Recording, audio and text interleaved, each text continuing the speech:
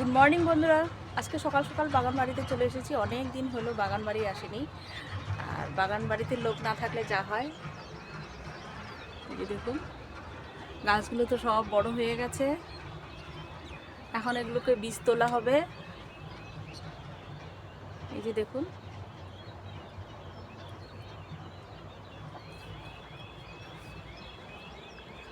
আর এই যে লাউ লাউ গাছটা তো আপনাদের এই যে দেখালামই, কিন্তু অনেকটা বড় হয়ে গেছে আর ডালপালা অনেক ছড়িয়েছে। ভাবছি ডালপালাগুলো একটু ছেটে নেব। আর হাতে নিয়ে নিয়েছি একটা কাটার চাকু আর হচ্ছে গামলা। দেখি কতগুলো শাক কালেক্ট করতে পারি।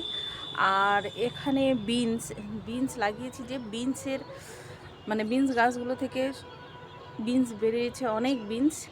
আর এখানে হচ্ছে আপনার পালং শাকের এই যে শীষগুলো আছে, সব শীষ এই যে বের হয়ে গেছে, যেগুলোকে শীষ পালং বলে। আমি একটু ব্যাক ক্যামেরায় দেখাই। আর এদিকে দেখুন,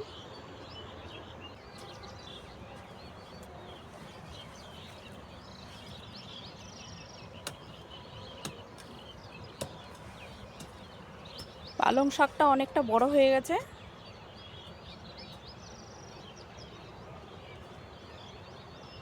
দেখুন কতটুকু কতটুকু ছিল। এটা যেগুলো বড় বড় হয়ে গেছে সেগুলো আজকে তুলে নেব। তবে আর এখানে এই এই বিনসটাতে দেখুন, এই বিনস গাছটা এখান থেকে অনেক অনেক বিনস হয়েছে। ঝুড়িটা দাও তো গো আমাকে, এদিকে আমি বিনসগুলো উঠাই। শাকগুলো তুলে নিতে হবে, নাহলে এদিকে আবার টাইম হয়ে যাবে।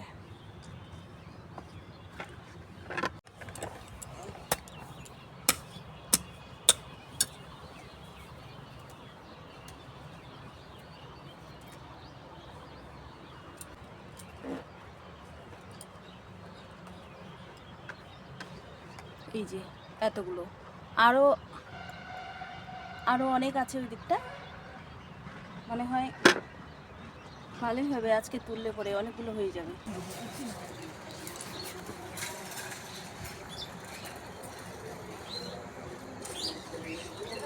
হুম।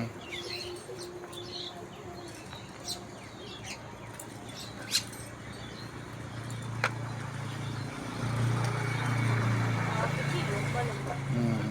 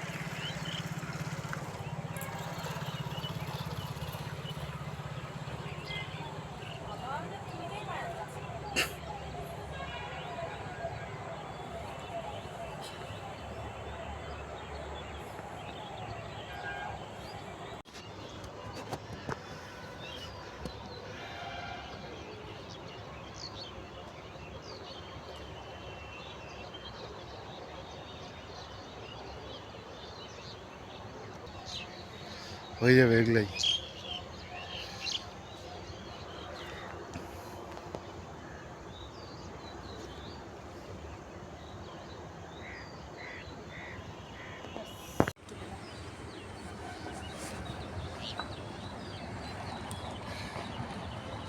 এই যে বন্ধুরা কতগুলো পালং শাক তুলে নিলাম, এটা ডাঁটা সমেত। এই পালংটা খেতে কিন্তু দুর্দান্ত লাগে। তো এটা দিয়ে আরো অনেক রেসিপি হবে, আপনারা সব সব দেখবেন।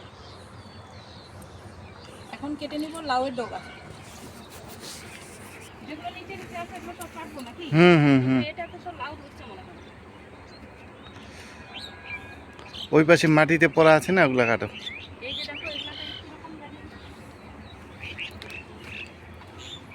ওইগুলো ঝুলাগুলা কাটো না এগুলা। পাতাগুলো কেটে দিচ্ছি। তো এত পোকা পোকা।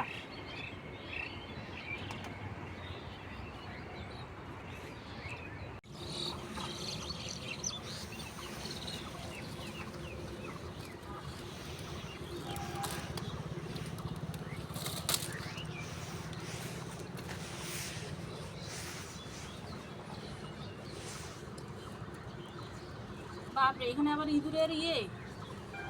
ওই জন্য তো বললাম বাহ, বাহ, বাহ, পাতাগুলা কেটে দিয়ে দেবো ওখানে। বাহ।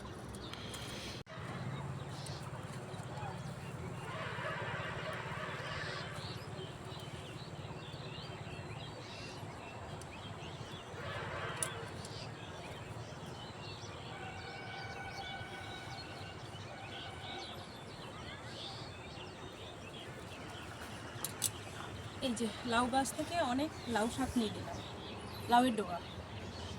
আজকে অনেক শাক সবজি নেওয়া হলো। তো চলুন এবার বাড়ি যাওয়া যাক।